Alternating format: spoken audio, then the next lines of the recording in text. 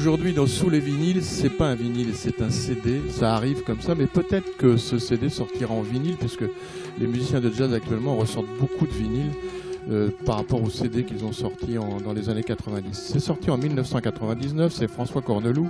Ça s'appelle Les Jardins ouvriers, parce que François Corneloup voulait faire rendre hommage au monde ouvrier. Et donc, recevant ce disque en 99 et cherchant un projet pour les 20 ans du festival un peu original, je lui ai dit les jardins ouvriers c'est bien, mais les cafés ouvriers c'est encore mieux. Et donc, je te propose de jouer au Mans pendant toute une semaine, 10 concerts, un le midi, un le soir, à l'heure de l'apéritif, dans les cafés, bureaux de tabac du Mans qui n'ont pas l'habitude d'accueillir les concerts. On a installé son trio de jazz très contemporain. François Corneloup joue du saxophone baryton, du soprano, accompagné par Eric Echampard à la batterie et Claude Chamichian à la contrebasse. Et ça a été un accueil complètement étonnant, pourtant dans des lieux habitués à avoir de la musique en fond et où on parle beaucoup.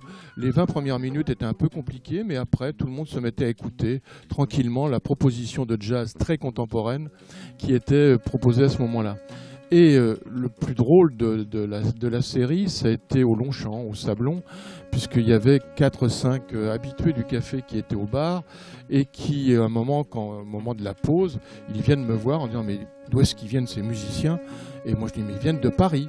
Et le gars se retourne vers ses copains et il dit « Ils viennent de Paris !» uniquement pour nous, dans l'endroit où on est tous les jours.